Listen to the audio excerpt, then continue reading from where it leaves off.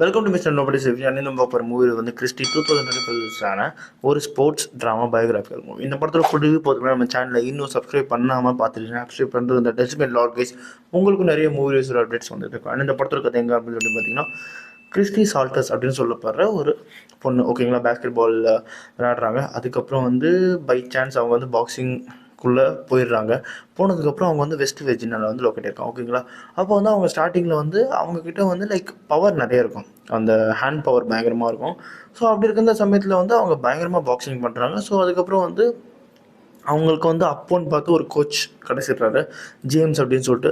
அந்த கோச் என்ன பண்ணுறாரு அப்படின்னு பார்த்தீங்கன்னா, ஆரம்பத்தில் ட்ரைனிங் கொடுக்க மாட்டேன்னு சொல்கிறாரு. தென் அதுக்கப்புறம் வந்து கிறிஸ்டிக்கு ட்ரைனிங்கும் கொடுத்துட்றாரு. கொடுத்ததுக்கப்புறம் அந்த லைக் அந்த கோச்சுக்கும் கிறிஸ்டிக்கும் வந்து லைட் ஒரு ரிலேஷன்ஷிப் உண்டாகுது. அதுக்கப்புறம் வந்து போக போக போக அந்த ரிலேஷன்ஷிப் வந்து டாக்ஸிக்காக மாறுது. லைக் ஜேம்ஸ் வந்து டாக்ஸிக்காக இருக்காரு. ஏன்னா வந்து கிறிஸ்டி வந்து யங் விமன், ஓகேங்களா. இவர் வந்து கொஞ்சம் வயசான ஆள்.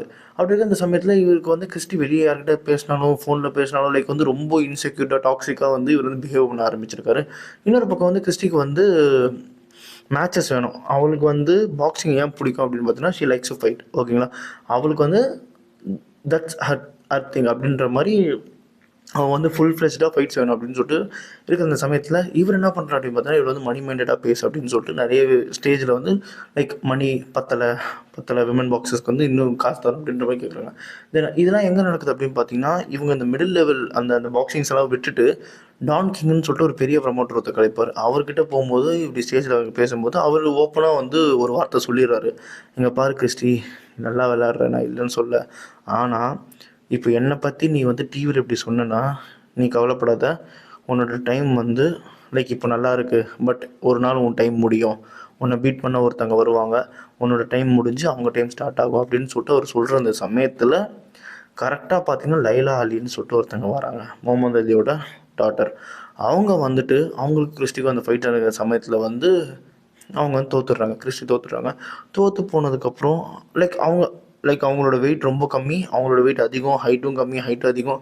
ஸோ இப்படி இருக்கிற அந்த சமயத்தில் ஒரு மாதிரி மிஸ்மேட்ச்டாக ஃபைட் நடக்குது.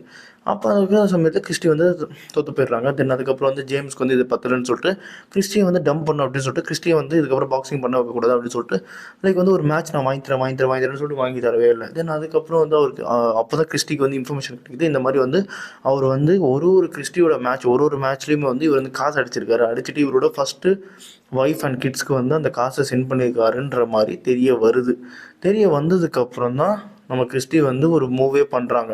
லைக் இதுக்கப்புறம் வந்து இந்த ரிலேஷன்ஷிப்பில் இருந்தால் வேலைக்காவது எப்படியாவது இவனை விட்டு கிளம்பணும் அப்படின்னு சொல்லிட்டு அந்த சமயத்தில் அவர் வந்து சொல்கிறாரு, நான் கொன்றும் அப்படின்னு சொல்லிட்டு. ஸோ இப்படி மிரட்டுருக்க அந்த சமயத்தில் அவங்க எப்படி இந்த டாக்ஸிக் ரிலேஷன்ஷிப்லேருந்து வெளியே வந்துட்டு அவங்களோட பேஷனையும் எப்படி ஃபாலோ பண்ணாங்க அப்படின்றது இந்த படத்தோட கதை. சீரியஸாகவே சொல்ல போனால் சினி ஸ்வினிக்கு வந்து இது வந்து ஒரு சரியான படம். அதாவது அவங்க வந்து ஒரு கிளாமரஸான ஒரு ஆக்டரு. அவங்கள பார்க்கும்போது நமக்கு வந்து அந்த கிளாமரு பியூட்டி அப்படி தான் தோணுமே தவிர்த்து இந்த படத்தில் வந்து அவங்கள வந்து அந்த மாதிரி ஒரு ஃப்ரேமில் கூட பார்க்க முடியாது. ஏன்னா சீரியஸாகவே வந்து ஒரு மாதிரி அவங்களோட அட்வான்டேஜ் என்ன அப்படின்னு பார்த்தீங்கன்னா, க்யூட்டாக இருப்பாங்க. அதுக்கப்புறம் பிங்க்கான ட்ரெஸ் போட்டு வருவாங்க. ஸோ வந்து எதிரிக்கு வந்து ஒரு மாதிரி சாஃப்டான ஒரு ஃபீல் வரும், இவன் எங்கே அடிக்க போகிறா அப்படின்னு. அப்போ தான் விழும் அடியே. ஒரு மாதிரி பயங்கரமாக கொண்டு போயிருப்பாங்க. ஆக்டிங் வைஸ் நல்லா இருந்திருக்கும். அதே மாதிரி இந்த ஜேம்ஸுன்ற அந்த கேரக்டர் வந்து பார்க்கும்போதெல்லாம் இரிட்டேட் ஆகும். ஸோ இப்படிப்பட்ட ஒரு கேரக்டர்ஸ்லாம் இருந்தால் தான் நமக்கு வந்து அந்த படம் கொண்டு போகும். சீரியஸாக சொல்கிறேன், படம் உங்களுக்கு போரே அடிக்காது, சூப்பராக போகும். எனக்குலாம் ஒரு சீன்லலாம் வந்துட்டு என்னடா இப்படி நடந்துருச்சு அப்படின்ற மாதிரிலாம் இருந்தது எனக்கு. உண்மையாகவே ஒரு சரியான படம்.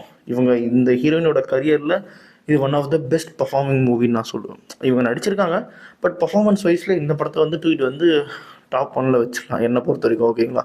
அதனாலேயே இந்த படத்துக்கு நான் ஒரு 4 டோனர்ஸ் தருவேன். அண்ட் இதே மாதிரி மூவி ரிவ்யூ பார்க்கணும் நம்ம சேனலில் சப்ஸ்கிரைப் பண்ணி மிஸ்டர் நோபடி சந்திக்கிறேன். Bye, have a great day guys.